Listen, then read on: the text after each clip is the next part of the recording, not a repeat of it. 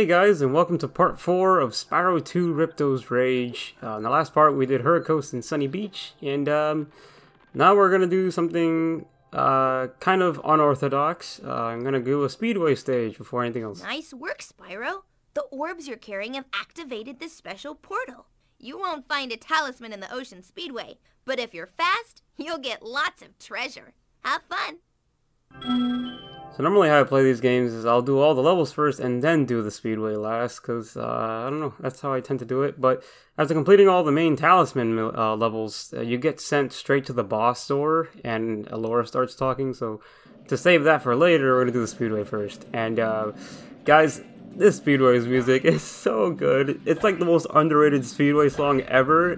Nobody ever talks about this song, but it feels so epic.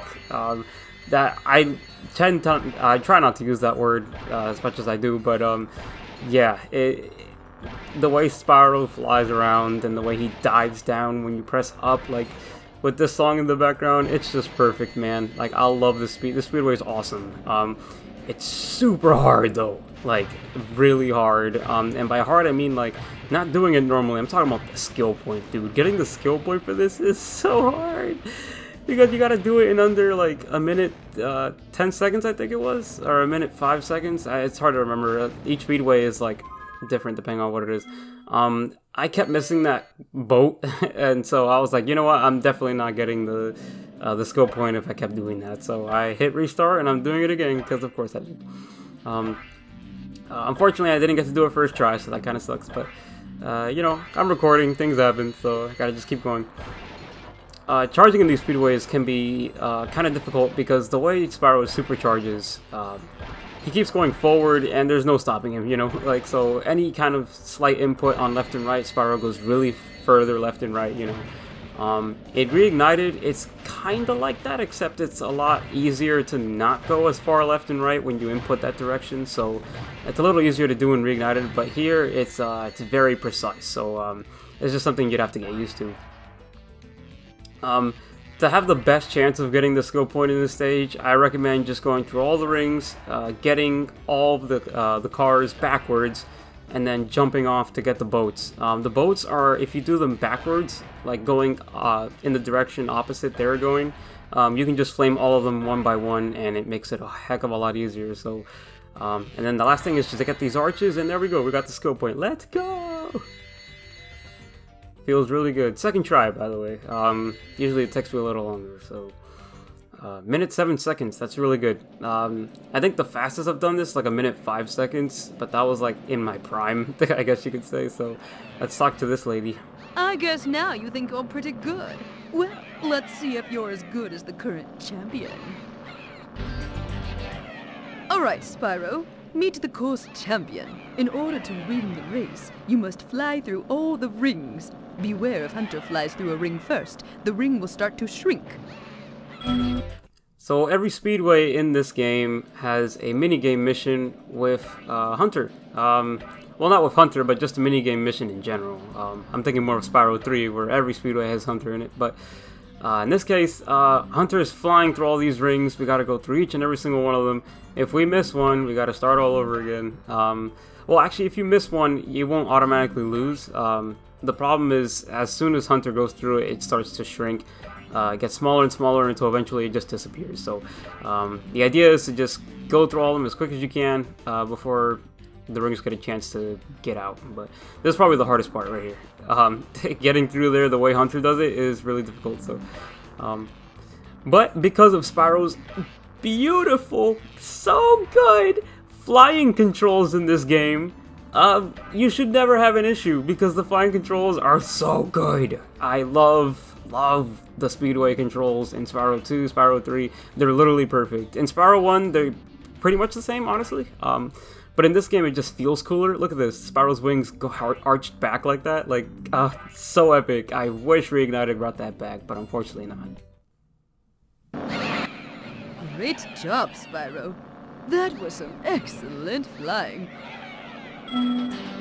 But yeah, flying controls, literally perfect in this game. I have no complaints about it at all, and it really sucks that Reignited didn't bring it back. I know I keep comparing this game to Reignited, and I'm really sorry, but it's just... Man, the original flying controls are just so good. Same with the swimming, both of them. It's just perfect. But yeah, Ocean Speedway is literally my favorite speedway in this game, next to another one we'll be seeing later. But yeah, I love Ocean Speedway. It's super cool. And music's underrated. I never see anybody talking about Ocean Speedway's music, so yeah. But now we're going to Aquaria Towers, which will be our last talisman to get.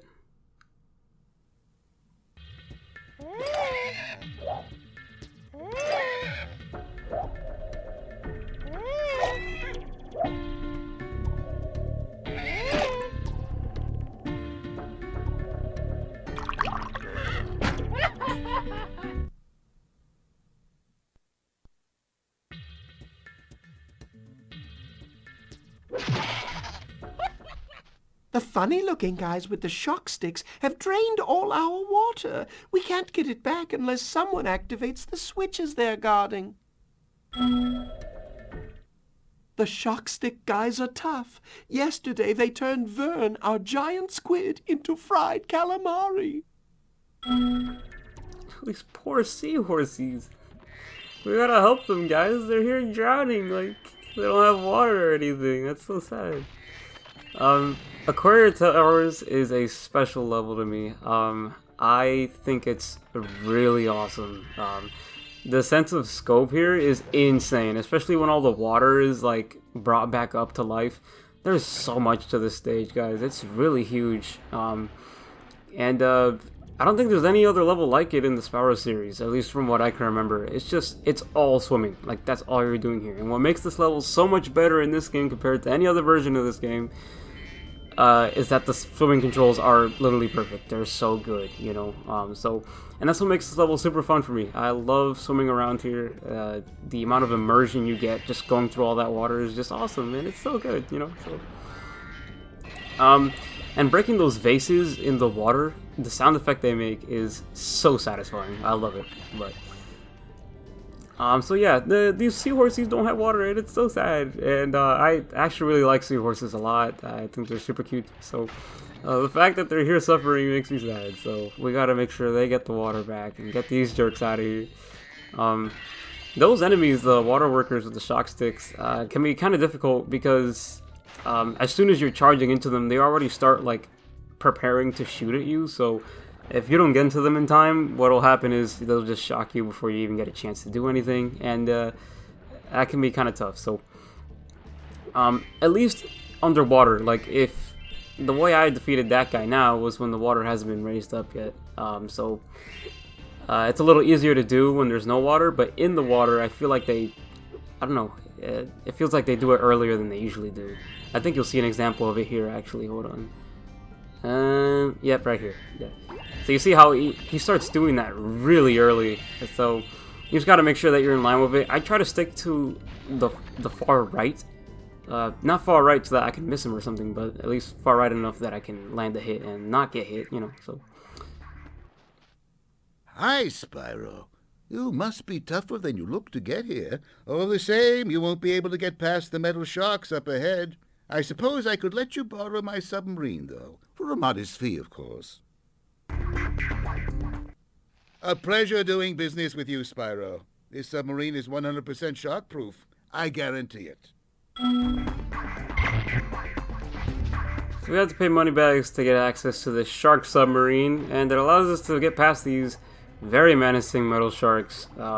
As a kid, these scared me a lot too, because they hyped them up a lot, or at least they set them up really well, because they're supposed to be these invincible, indestructible forces of nature that you can't get rid of. So yeah, they're really scary. Those metal sharks you can't flame, you can't charge. Well, you can't flame underwater anyway, but you know. The only way to get rid of them is through super flame, or in this case, super homing projectile. Because in this game, when you're underwater and you have super flame on, instead of shooting a fireball, you shoot this like star-looking, star-shaped projectile thing. I think it's kind of interesting that it changes depending on where you're at, because you know, imagine throwing fire underwater. It just doesn't make sense, right? So it makes sense that they changed it. I can't recall if in Reignited Trilogy they changed it to something else. It's been a while since I played Reignited Trilogy Aquaria Towers, so I'm sure someone in the comment section will let me know. But yeah, so here's the Super Flame power-up. Is that what I said earlier? If I did, I apologize. But yeah, so this is probably the hardest skill point in the game to get, and it's flaming all of the seaweed. And I'll be honest, I don't think this skill point is very fun, because basically, if you don't get to the seaweed in time, you have to go back and forth between the Super Flame power-up and wherever the seaweed was. So thankfully in this playthrough, I did a really good job of minimizing the backtrack of getting all the seaweed. So I think so long as you guys know where each of them are at, then it's not that big a deal. But on your first playthrough, if you're trying to look for them all, it can be kind of annoying. But yeah, there's one in this little room, past that little room. There's one in that shark room that I was just in, and I'm trying to remember if there's one in here before the top section of this stage, because yes, this stage does have a top section. I'm telling you guys, this stage is enormous. There's so much to do. And so yeah, this little tunnel section where we use the shark submarine, now that we have the Super Flame, we can just get rid of them real easy, and it's very nice. Yeah, I would recommend just doing what I'm doing, guys. Just go for the seaweed first and the sharks. Don't even bother getting the gems until afterwards, because otherwise, once it runs out, you gotta go back and forth, and that's not fun. So, the music in Aquaria Towers is so good.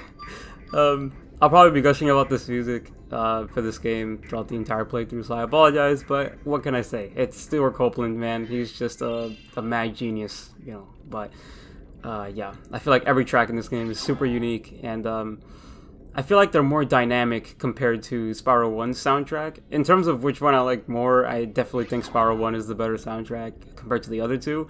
I know that's a very unpopular opinion, but I'm just a huge fan of the sound font that Stuart Copeland decided to use for the first game. It's just all bass, drums, and electric guitar, and triangle, you know, like that's it.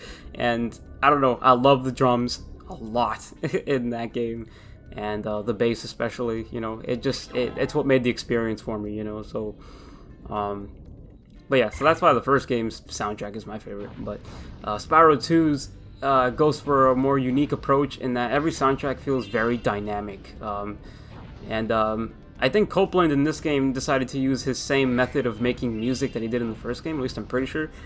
He would play the levels first to get an idea of what the level would feel like in terms of a music standpoint, and that's how he made each music track. So if he did that for this game and the third game, then he did a really good job, because I feel right at home in these levels when I'm hearing the music. So I got all the seaweed, and we got our skill point. That was, it wasn't as tedious as it normally is for me when I play this game. Normally I have to do like 3 backtracks to that Super Flame power-up to get all the seaweed, but thankfully when I captured this game, I got a really good one, really good luck in this run.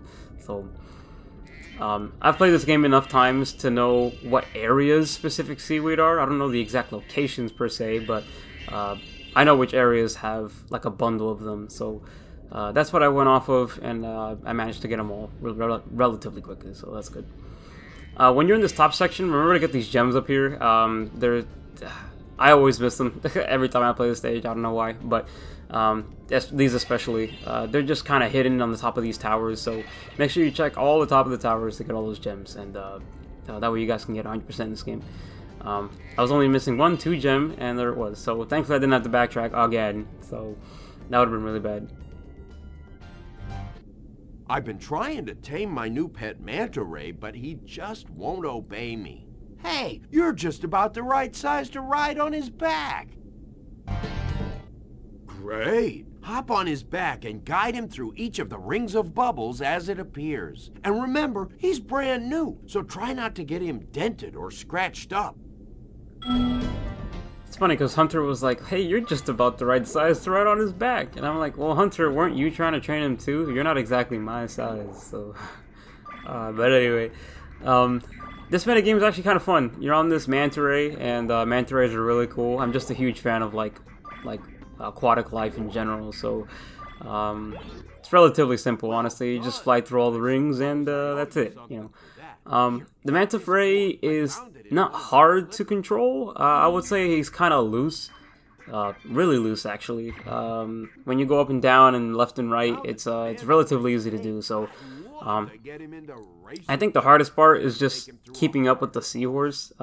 Honestly, I think the first one's a little bit easier than the second. I know that sounds weird because the second one's more involved in when it comes to just like the path that Spyro has to go through and stuff. But I think the hardest part of this mission, honestly, is just making sure that when you move left and right, that you're not moving too far left or too far right, you know. But I think it's pretty fun. Like, it's basically kind of like going through a maze within the level itself. And I don't know, that's why this level is one of my favorites. Like, it's very interactive with the environment that you're in, and it's just so huge. By the end of it, you're already submerged completely underwater, and it's awesome. Incredible. You've got real talent. I could use a partner like you. You can have the orb I found in my other flipper, too. Another thing to note, as we'll see in, I think, the third game, Hunter's like, listen, man, there's an egg underwater, and I can't exactly get it because I don't want to get my fur all wet. And here this guy is underwater with a swimsuit and yeah, so kind of hypocritical there, Hunter. Like, come on. So I skipped over that dialogue there, but essentially here's King Flippy, and honestly the voice acting for this guy is not that good. I don't know if it's like the voice actor's first time doing voice work or whatever, but yeah, it's okay. It's not that bad. So basically, this mission revolves around King Flippy's children being locked up in these towers, stuck up there, and the only way to save them is to fly up there to save them. I don't exactly understand how this mission works, because literally all you're doing is just swimming to the top and being near them and they just disappear. Like, I don't understand. Maybe the point of it is that when Spyro gets up there, he safely swims down with them to get past all the obstacles and stuff. Obviously, this is a PS1 game, so they couldn't have gotten too detailed with how they showed interaction with NPCs or anything like that, but I'm sure if it were like by today's standards, they would have shown like a cutscene or something of Spyro helping them out or something like that. I think that would have made this game just much better in general. Like, most of the missions in this game, and by most I mean like all of them, they don't really have cutscenes per se. They just have like NPCs that explain to you what the mission is, how to do the mission, how to do certain abilities to get the mission completed, you know, stuff like that. But there's never interaction with NPCs within the mission itself. Like we could be talking to these people or these children that we're saving, but we just kind of save them and that's it, you know. But I think if they added like a short little mini cutscene of Spyro like helping them out of the tower and bringing them to King Flippy or something like that, I think it would have been really interesting. You know, it would have added a lot more character and depth to the story and just the overall game, you know. But fortunately, that's not the case. And the thing with remakes nowadays, at least with things like Insane Trilogy and Reignited Trilogy, is that because their target audience is the older demographic, and by that I mean the people who have played these games in the past and stuff, their dedication is more centered on getting every aspect of the game correct compared to the original game than it is with like adding stuff to the game that would have made the original game a lot better. So in this scenario, it's the cutscene stuff. It would have been cool to have little short cutscenes within the missions to give, like, I don't know, a little more charm to the NPCs and Spyro in general, you know. But instead of doing that, they decided to just keep everything exactly the same. So not much to say about that, honestly. I think it's a smart decision to keep everything the same as is, you know, because there's going to be people like, well, why did they add that? It was better as it was in the original, you know. But so I can understand that from a business standpoint. But anyway, I got hit there twice at the end, unfortunately, and here's me shaking my head because I like to make my own little personal skill points every time I play these games, and one of them is to not get hit in any of the towers in that mission in Aquaria Towers. And I got hit twice, and that kind of sucks. So fortunately, I didn't get to get that on recording because that last tower is actually kind of hard, but you know. Our world is wet again. We all want you to have this talisman of Aquaria Towers to remember us by. They're so happy! I love that they're happy! Yay! We gave the seahorses water, and we got our last talisman, so that's awesome. I love Aquaria Towers, and you guys should too. It's really awesome. It's a lot of fun. Let's watch this last cutscene.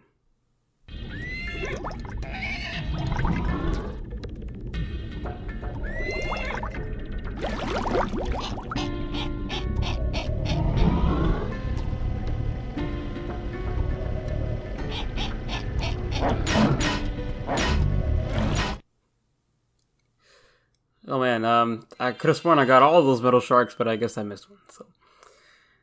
Oh well. Hey guys, we got all the talismans. Let's see what happens now. Well done, Spyro. Now that you have 6 talismans, this door will open. Okay, Spyro, jump through that hole in the floor to get down to Crush's dungeon. I'll help you by tossing sheep through the hole if I can catch them. Good luck. That's very sweet. That's very nice. And, this is it, guys. The final frontier. Well, not yet anyway, for the first home world. So, next time we meet, we'll be taking it to the big man Crush and going to Autumn Plains. So, take care, guys. I'll see you guys then.